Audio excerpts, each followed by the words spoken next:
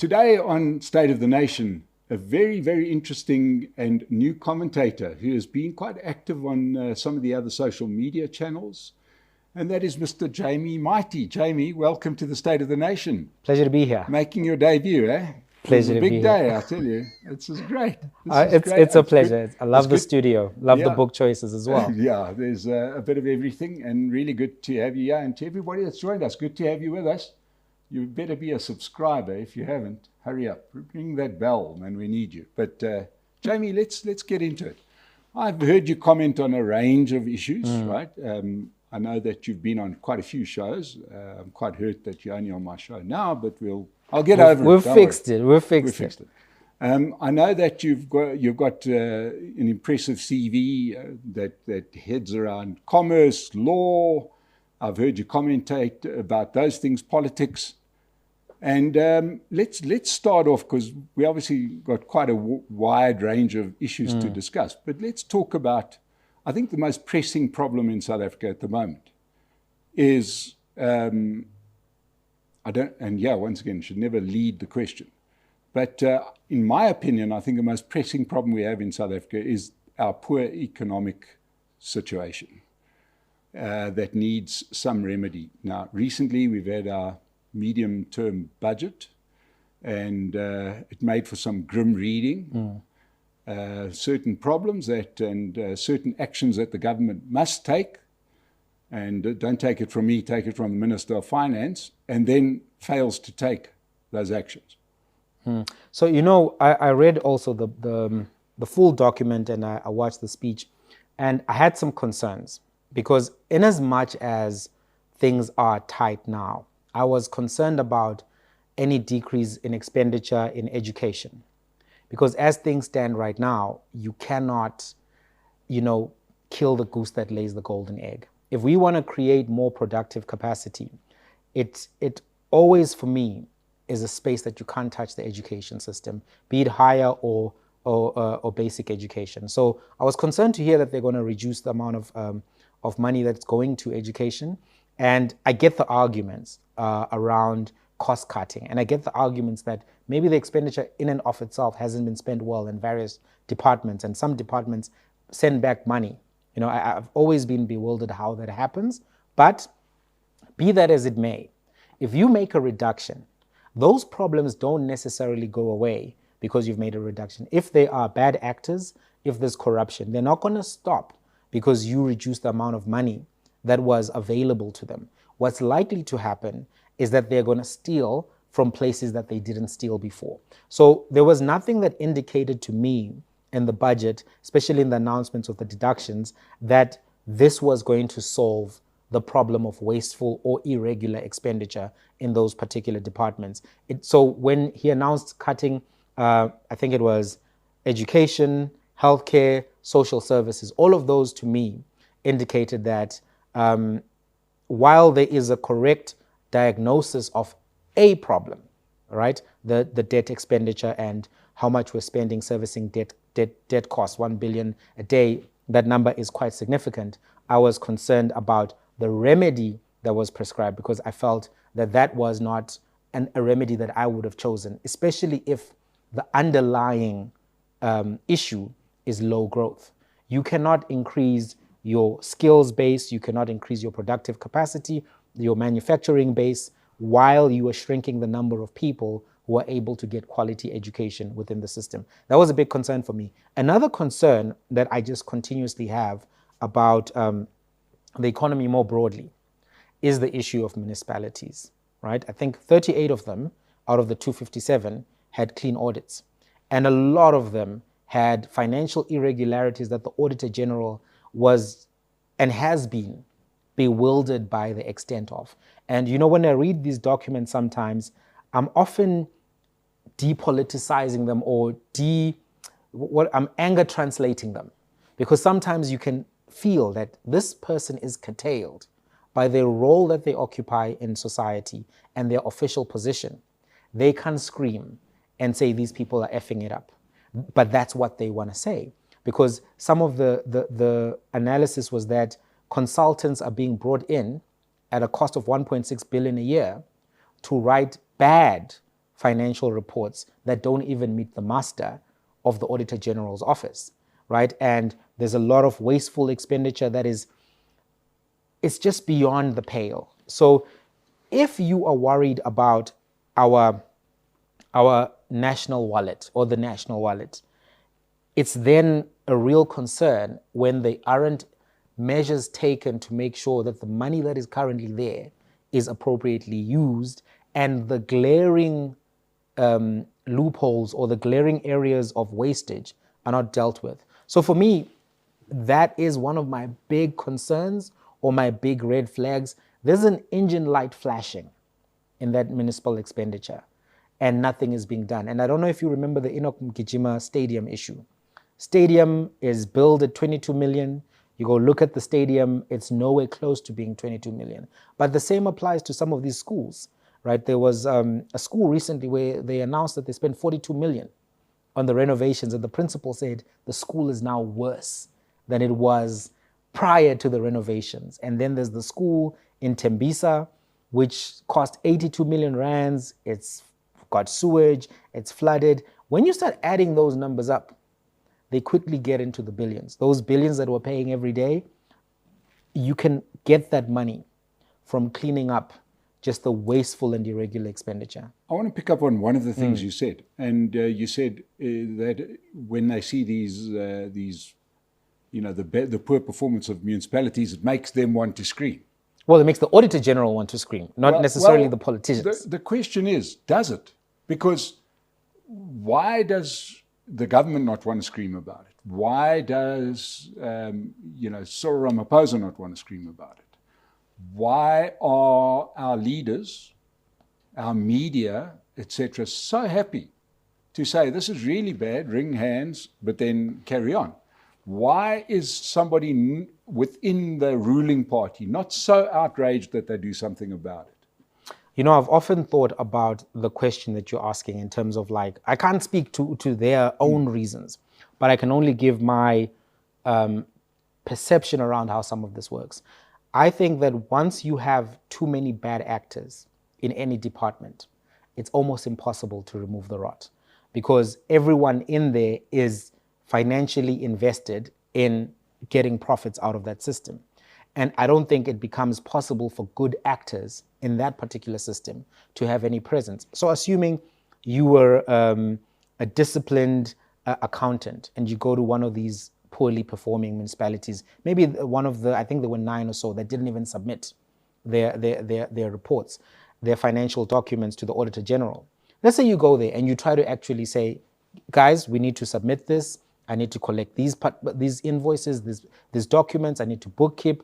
We need to follow Kings 3. We need to do this and that. How long are you going to be in the municipality?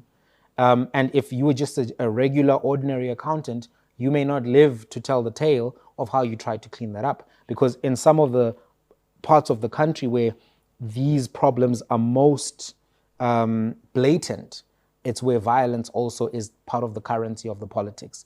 So I think at a grassroots level, it then becomes difficult to get good delivery, because once you have a lot of bad actors in the system, it's difficult to remove them. At the top level, I don't know why there's no appetite, but it may be very difficult for a leader to come in at the top end of an organization and say, I'm going to remove all the guys who are involved in all of these activities, profiting from them, but still have to vote you into power at a Congress or whatever the case may be. So I think it would be difficult, even if I could bring you and say you lead the ANC, right, for you to do anything of real effect if you were genuine. And I think that's one of the challenges that exists in these what are they called? These liberation movement political parties across Africa. They generally come in to power well-meaning, get spoiled by the fame, the resources, and the power itself, and begin to appropriate things to themselves.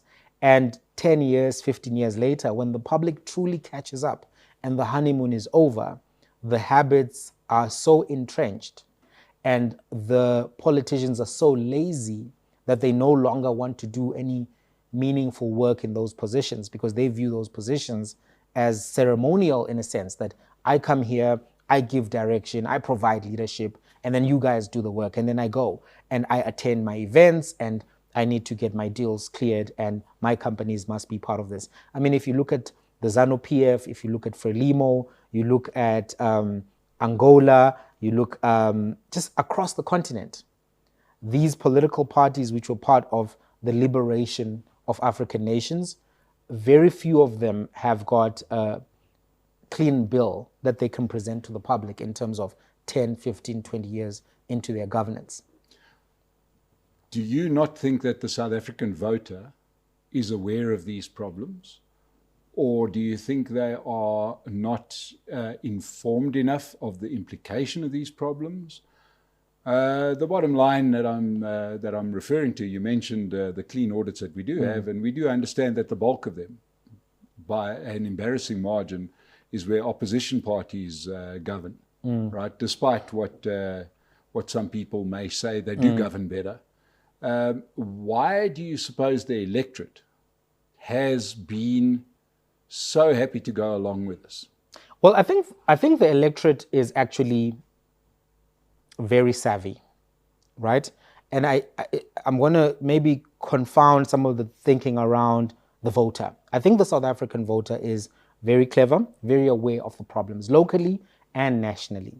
They know that politicians are not delivering. They know the conditions. So if we look at the performance of the ANC across the different elections, I think their best election was 2009, if I'm not mistaken. 2004, yeah. Yeah, 2004, right? The Thabo Mbeki era. And then after then, it started depreciating somewhat.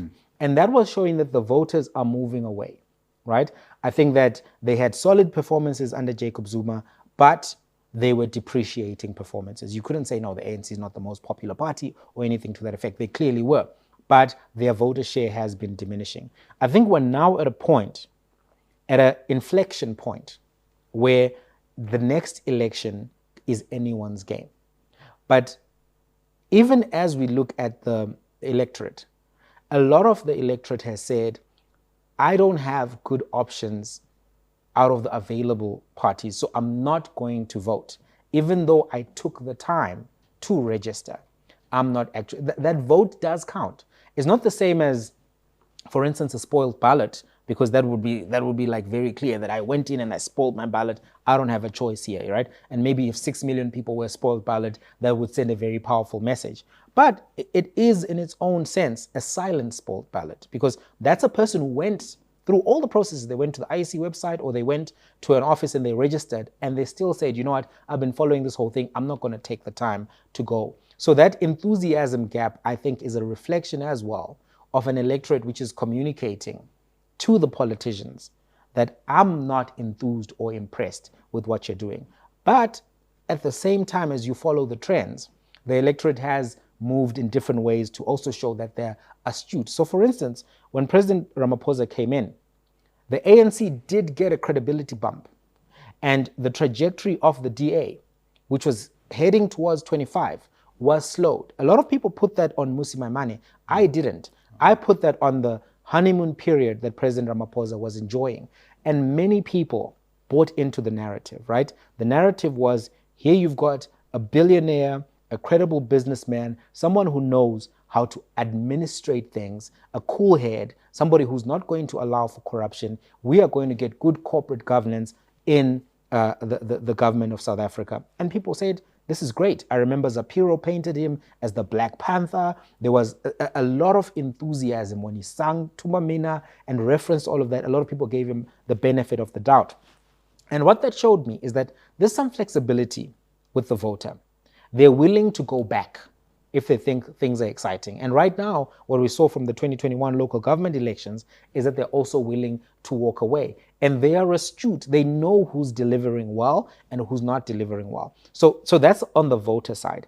But I must say that the political parties themselves have not done as much work as they could. So I'll give you some examples. The Democratic Alliance wants to govern South Africa. That's their purported goal. But the politics that they've chosen rhetorically have often been within the talking points of the Republican Party. But this is a largely left-leaning country because of the history of struggle, because of the role of trade unions, because of the significant political figures who dominated the political discourse in South Africa. Bantu Stephen Biko, Nelson Mandela, Oliver Tambo, you name it. These are all people who were left of the political field. So if you are trying to get this demographic to vote for you, you have to communicate in a way that meets them halfway. And I sometimes find that the effort to connect with different electorates where they are has not been very intelligent, strategic, or resourced. I'll give you more detail about what I'm talking about. When I look at the university spaces, at my university, WITS, the Democratic Alliance Student Organization was very poorly organized. At one point, they had 34 members at WITS, a national party with millions that are donated every quarter towards its operations, only had 34 members at WITS. And I promise you, it's so easy to sign members in first year because you have orientation week, you put out your table, you put out books, posters, flyers, whatever, you give out sweets. It's so easy over 5 days, because that's how long the orientation week is, to get more than 34 members. But the fact that they did was a reflection to me that they were not resourcing everything that they needed to get a functional youth desk. And this is years ago. Now imagine how many young people they would have had if they had taken the time, let's say in 2013, to just say, we're going to get footprint at WITS, at UJ, at VAL, and other TVETs and technicons around Johannesburg, because Gauteng is one of the biggest provinces in terms of voter share. They've not done that. So at some point, I can't blame the electorate on that failure. I have to look at the political party and say, the people who were 23 in 2013 are 33 now. But you never got them when they were 23 because you only had 34 members at the university. And compared to, for instance, the ANC Youth League had 250 members. Can I just sort of raise a point there? Because it's interesting. A couple of things that you've said there are, I'd like to pick up on. Yeah. For starters, DASO, the student organization, I recall that there was a time in the early 2010s when they were extremely powerful. And they ran a couple of campuses. Yeah, especially in Nelson Mandela. Yes. Yeah. And that led directly to fees must fall. It contributed to a degree. And that led to them being almost, railroaded out of town with the complicity of the state, right? That sat back, watched the students literally trash the place and trash DASO. And nobody, of course, the woke sort of leadership at the universities were never going to stand up for DASO. And that sort of led to their almost complete demise, right?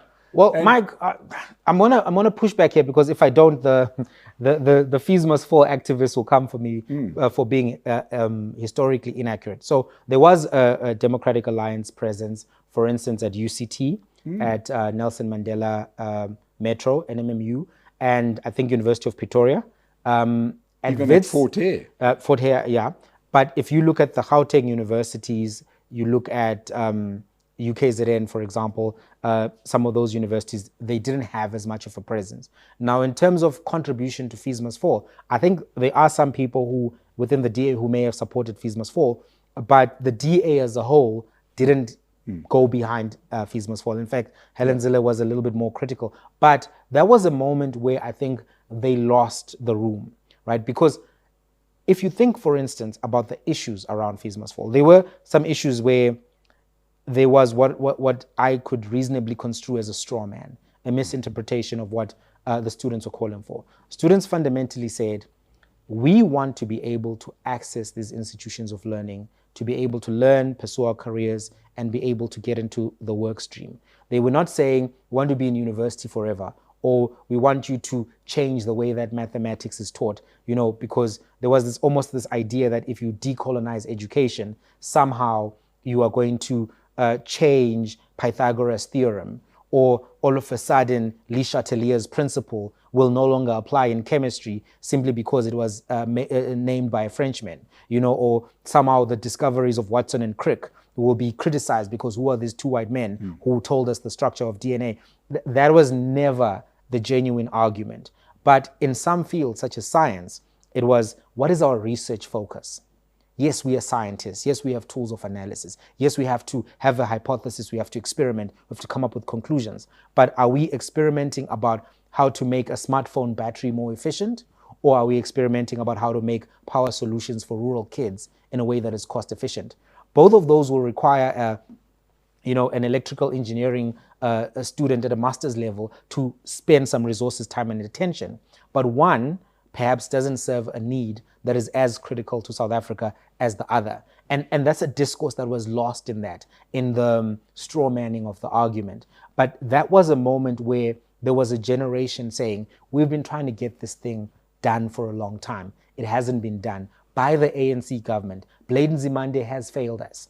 And instead of going with the students and saying, hey, it's a little bit edgy, some of your rhetoric, I may be white, I may be Indian, and I might feel uncomfortable with some of this rhetoric, but fundamentally at a principle level, I support your call that you should be able to access the corridors of learning, which were closed for you and your people because of the Bantu Education Act and a perception that you should not occupy certain jobs, roles in society. That for me was a missed opportunity for the DA because they lost a generation of voters. So do you think that fees must fall has helped education?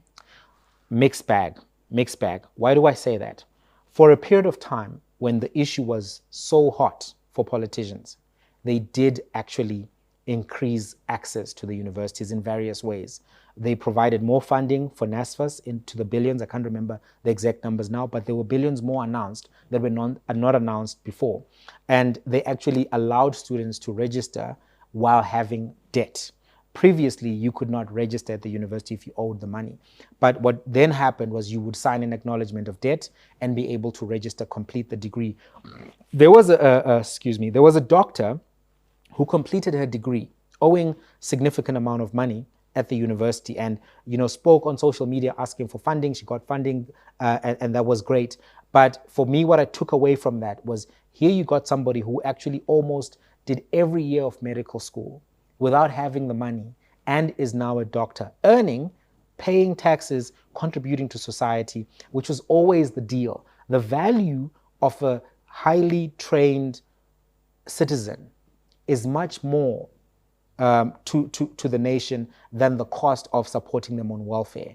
And for me, that access to education requests from students was so critical. So you asked me, was it effective? On the one side, that side of increased funding, improved access to education for maybe 4 or 5 years was definitely an uptick and a material benefit to the students who benefited from that.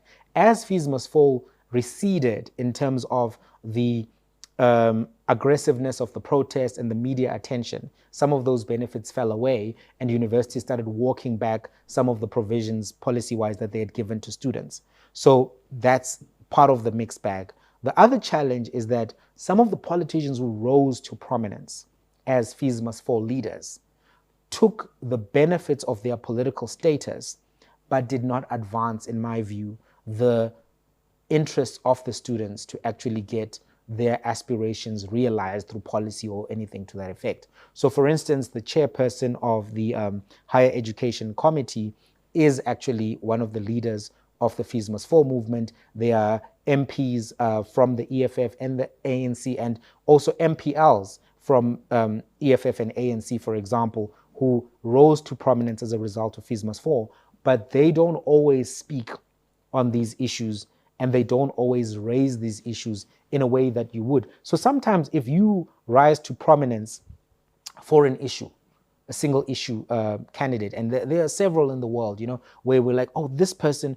Greta Thunberg is not a legislative political figure, but let's say she was, right? We know that Greta is big on environment. It would be very disappointing for environmentalists if she got a seat somewhere in a legislative body and barely spoke about the environment.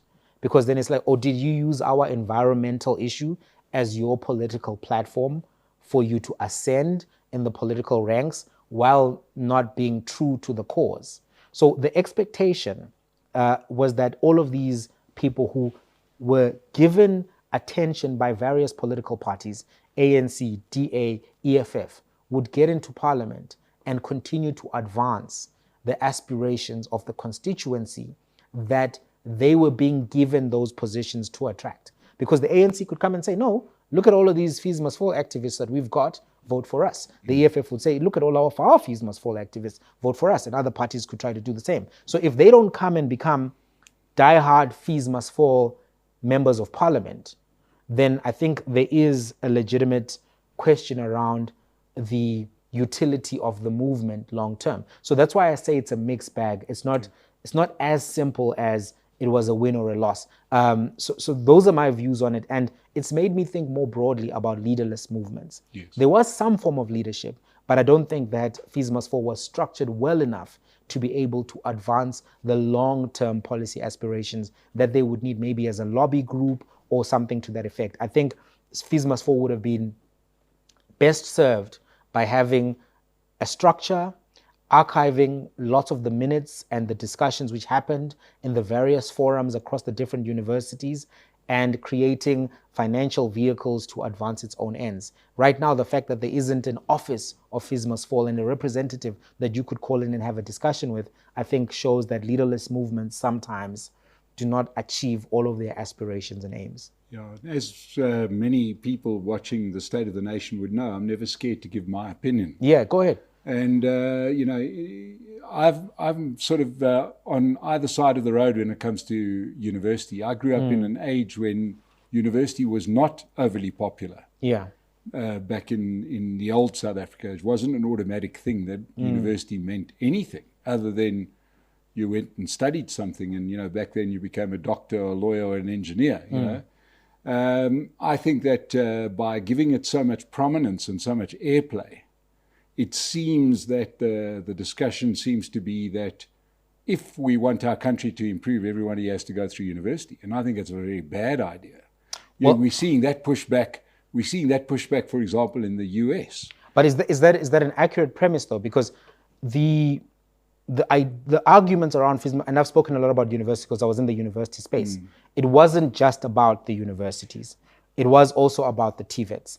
And to achieve the kind of economic success that South Africa needs, I think from the Fees Must Fall Commission, the numbers where you've got about 1 million students in universities and about 1.2 million, I could be corrected, I could be wrong, 1.2 million in the TVETs. You need both to succeed. And you may need to focus more on different fields of study. So I think that there is utility to a university degree, but I don't think it's the exclusive training that is necessary for an economy to succeed. So for instance, what I mean by this is the following. I think there is a shortage in South Africa of engineers, scientists, doctors. For instance, if we were to say those three, Faculty of Engineering, Faculty of Science, Faculty of Medicine, do they need to exist? Do they need to be well-resourced? Yes, you've got 63 million people, 62 million people, and you don't have enough doctors. I think the ratio in South Africa is 1 doctor to 400, or even maybe 3,000, I can't remember. I think the UK is 1:400, but South Africa is... I think we're in the 100,000. Yeah, it's much worse. So there's clearly a shortage of medical professionals, be it doctors, nurses. There's another issue about how do you put them in the hospitals, pay for them, and capacitate them. But in terms of absolute numbers, there's a shortage. Same as the engineers. The Engineering Council every year comes and says on various mediums that there's not enough of them. But there's also a shortage of artisans of various sorts, you know, electrical artisans, plumbing, welders, all of these vocational skills that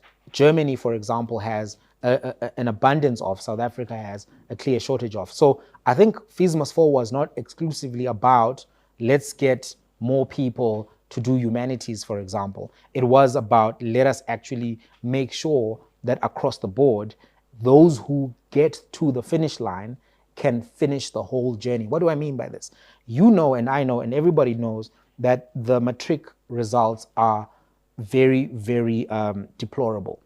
right? The maths pass mark at a 50% is 22%, right? So if you say how many people who wrote maths pass maths with 50% or more, is 22%.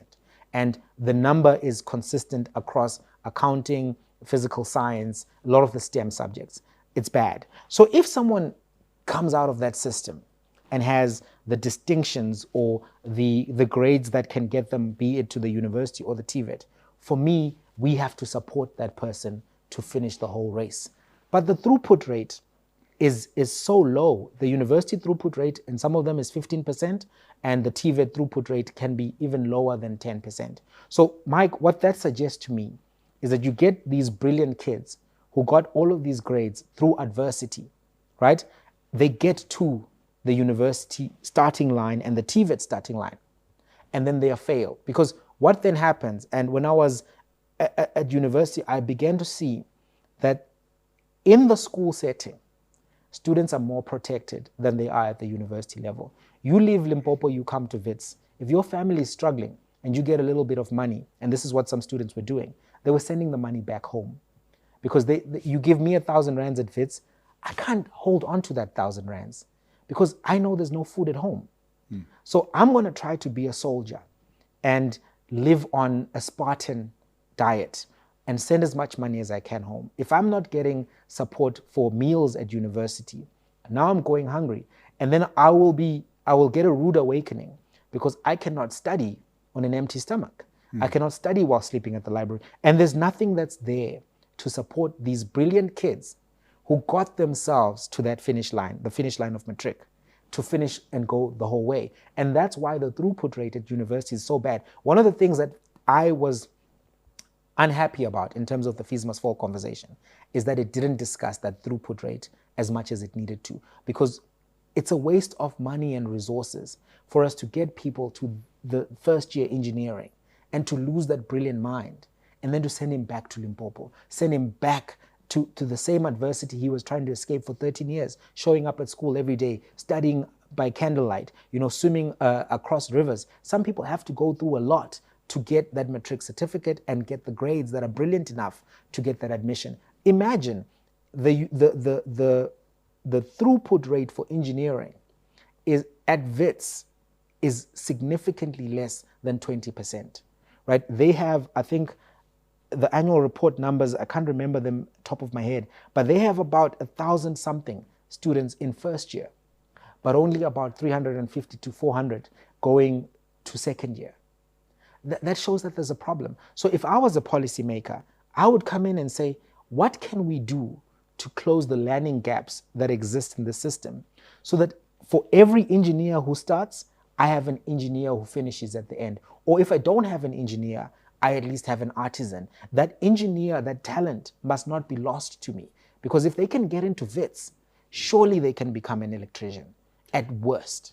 Okay, so all of this speaks to the burning issue, and that is a country with seemingly no economic plan, right? I mean, we now seem to be bereft of any plan whatsoever. There was when was it, 2010, 2011, they came out with this National Development Plan, which was really just a pile of steaming manure. It said nothing in particular.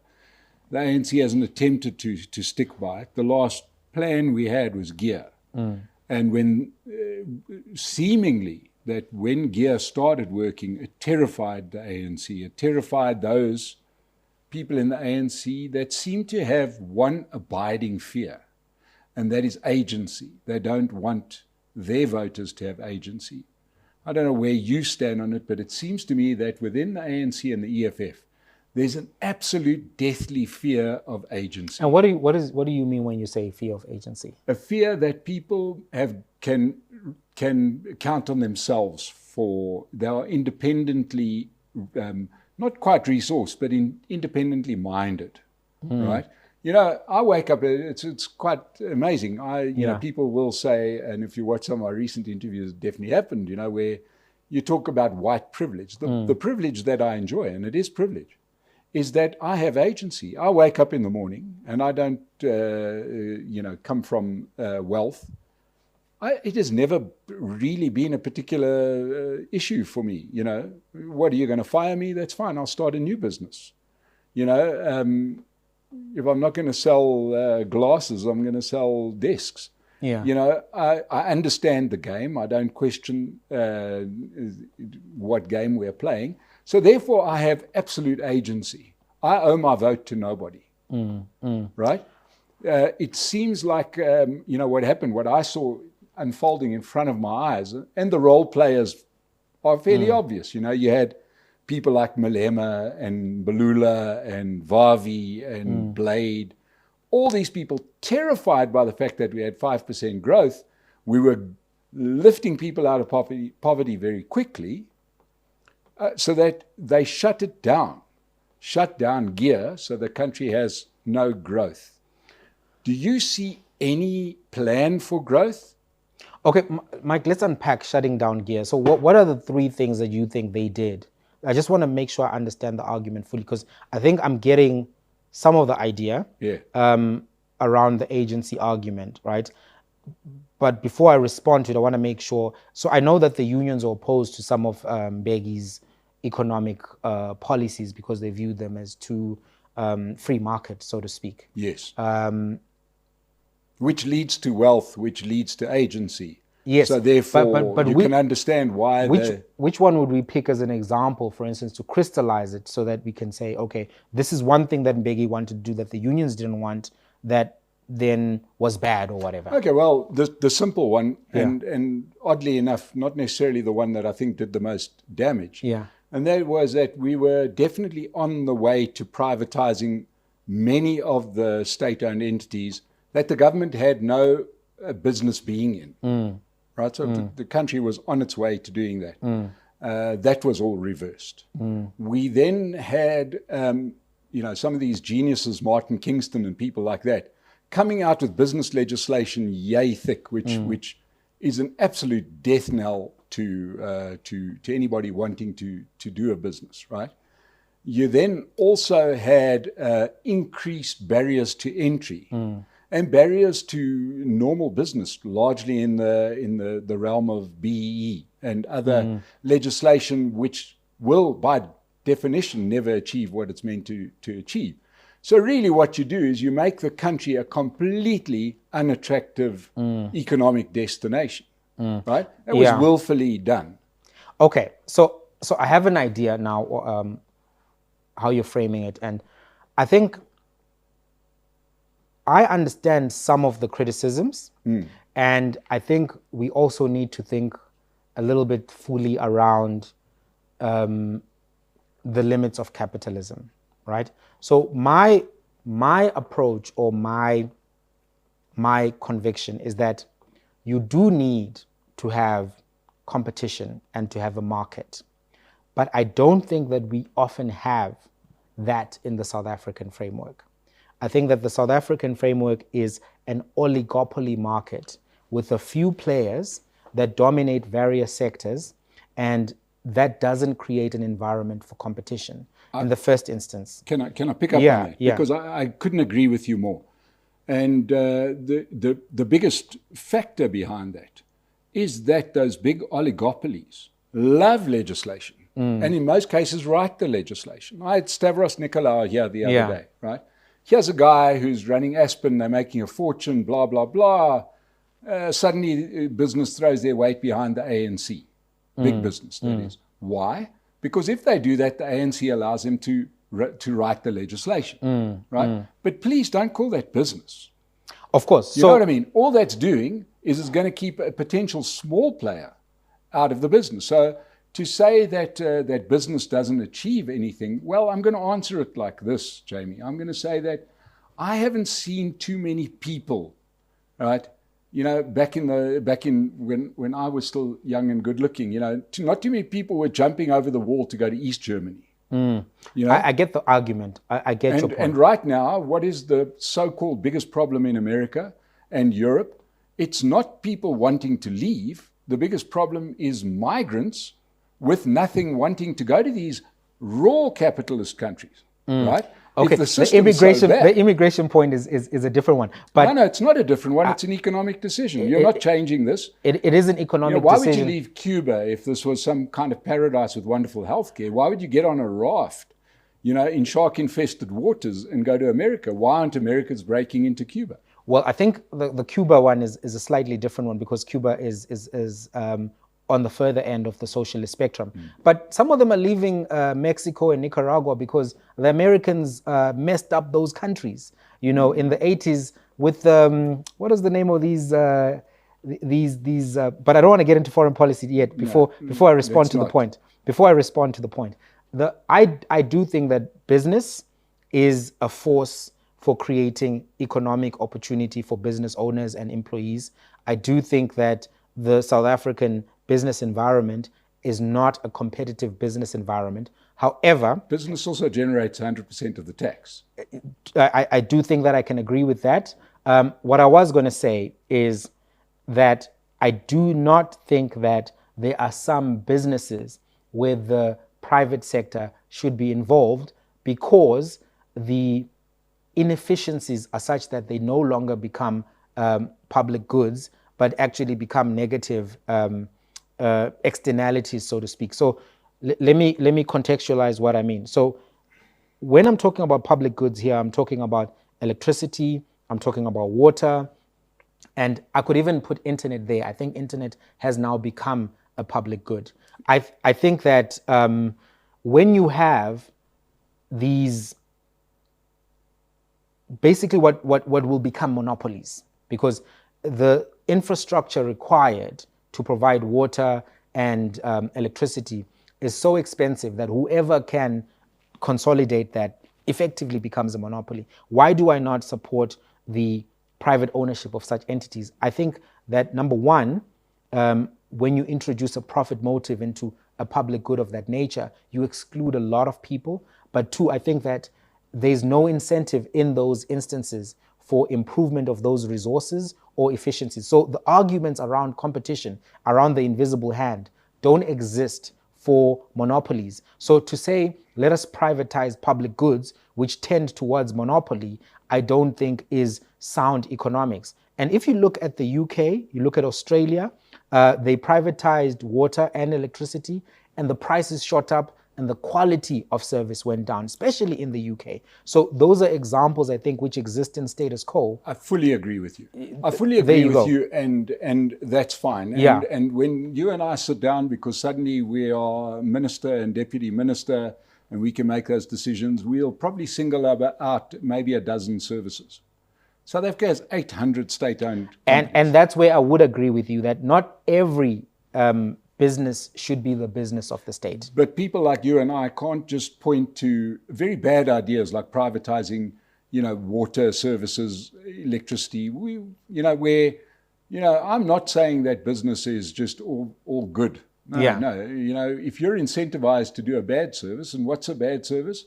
If I'm the electricity provider and I've got monopoly, I switch it off for a while, people scream, they say, we'll pay more. Oh, funny enough, he has an increase, and I switch it back on. And that literally happened on the west coast of America. Yeah, exactly. Right? Exactly. So, but we can't just get stuck on those few examples. We've got to learn from them. Yes. So for me, when I think about the political framework or the political discourse, I think that a lot of conversations get oversimplified, right? Like to say, okay, these guys are against privatization, and a lot of them are.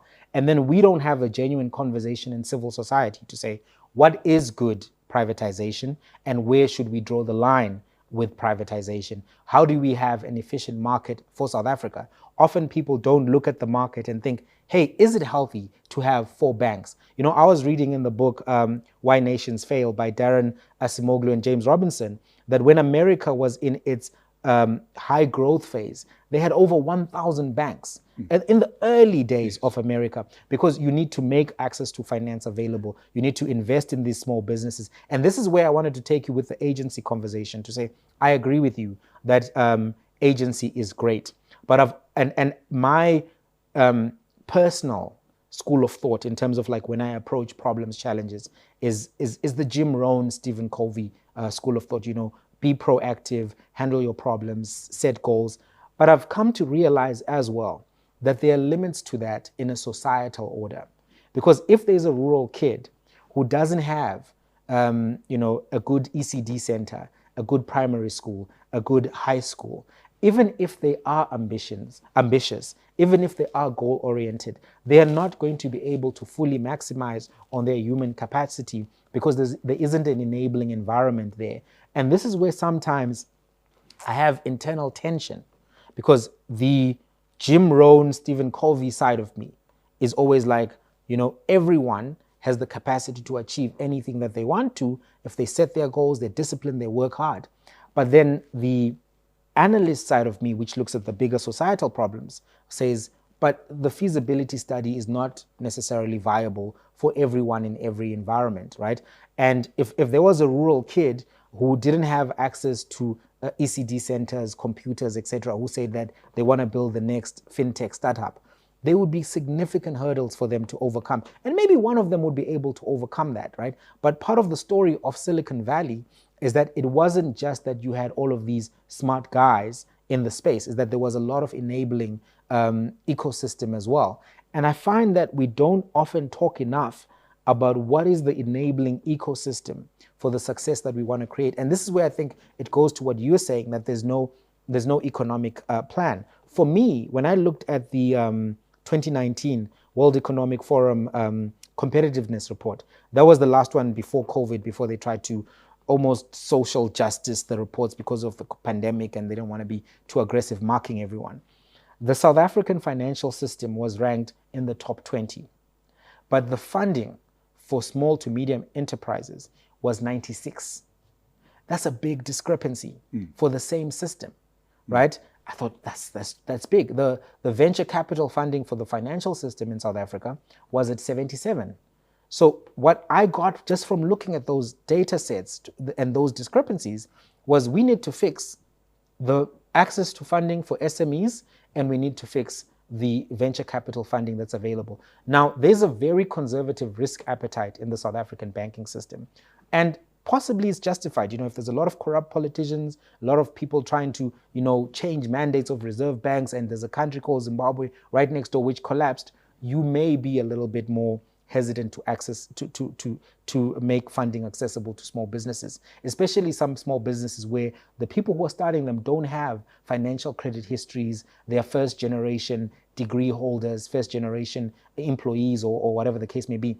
But what that tells me is we have to create solutions for that, not to maintain our conservative standpoint. Because if we all agree that capitalism works and that giving someone the access to the means of production will create more value in the ecosystem, why are we only providing funding for winners? Can I answer that? Yeah, go ahead. Because let me start off by saying the first part of my economic plan would be not in funding or anything that you may expect. It would be in the psychology, right?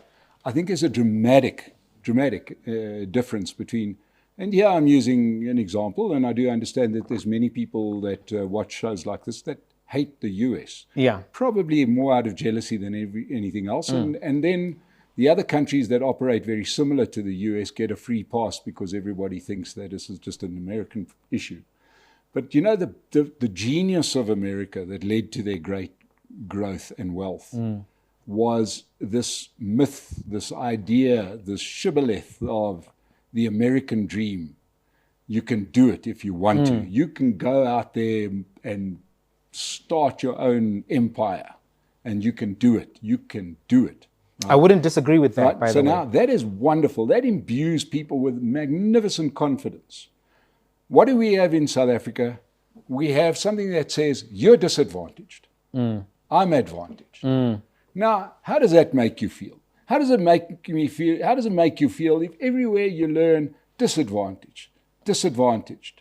Right? I get it. It's a terrible psychological blow every time somebody says, we got to help you. We got to help you. You can't help yourself. Therefore, we've got to help you.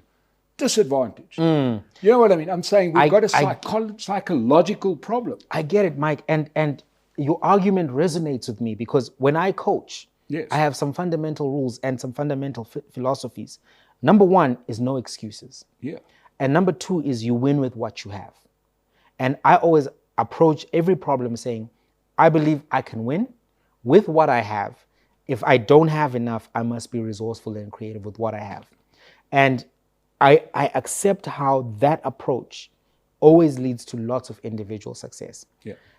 And when I read the psychology books and the self-help literature, and I do enjoy it. I read Jim Rohn, Dale Carnegie, you name it, Stephen Covey. There's so much more. Miles Monroe. I enjoy that literature because it always says to me, you can drive this. Yeah. And I resonate with it.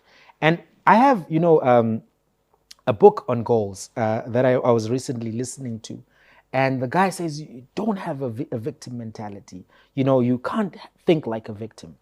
And I get it. I really do get it. There's a but coming, eh? Yes, there is, let's call it a contra consideration so that we don't use that. I'm not dismissing any of that stuff because I buy into it. My tension is always that, how do we then deal with the societal harms of whatever, if we don't want to use that word victim, right? In the society, harms have been created. So for instance, you were hit by a car outside and now we're in rehab. At one level, I want to tell you, you can get back and be fully fit. You can run marathons, you can work out in the gym, you can be a bodybuilder, whatever you want. But at the same time, you were hit by a car. And I need to address that trauma without giving you crippling language. There's a delicate balance in that psychology. I find I don't disagree with the fundamental argument that we have to change the psychology. In fact, I support what Musi Maimane says when he says that the 30% pass mark is bad, because I think it's bad to go to a student who's starting out and saying to them, I expect 3 out of 10 from you, then you can get out of here.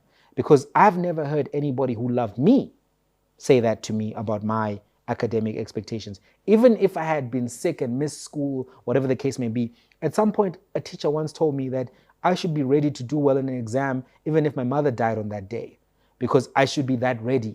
And I was like, this is so, how can I be ready to write an exam if my mother died, blah, blah, blah. But the psychology they were trying to impute in me was that always be ready to perform. So I get it. But at the same time, I often wonder, and this is where my tension is with the area that we're discussing, is how then do we deal with some of these issues that continue to exist?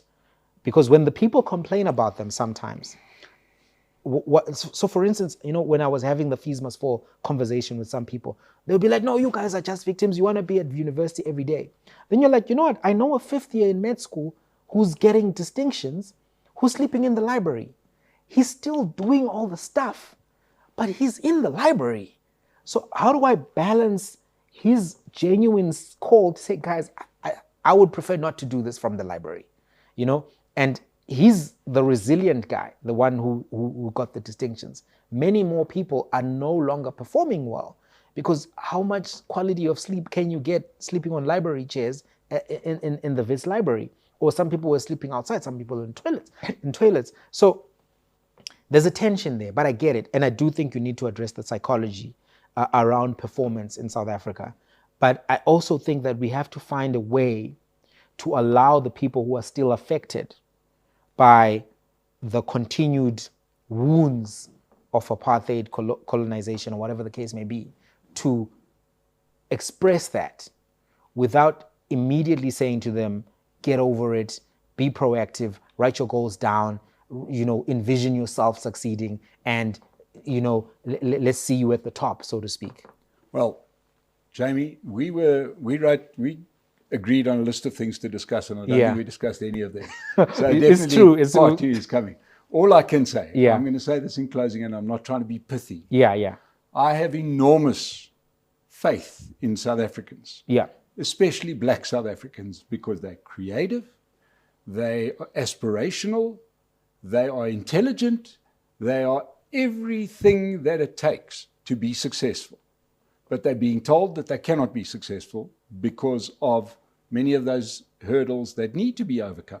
right? So I'm just saying, to me, let's be careful, because right now we've got a party in power that says you're useless, you're disadvantaged. That's what you must go. And we've got a party that's probably taking votes from them, saying it's even worse than that. We're going to do everything for you. So our next discussion is around the politics, but that's going to have to be in part 2, because I'm sure everybody who's watching us needs to go back to work right now. Well, I'd love to join you again. It was a pleasure to be here. So to everybody that's watched us here on the State of the Nation, please look out for part 2 with Jamie Mighty. It's been fantastic, and I hope you've subscribed to the channel. And we'll see you the next time on the State of the Nation. Thank you very much for joining us.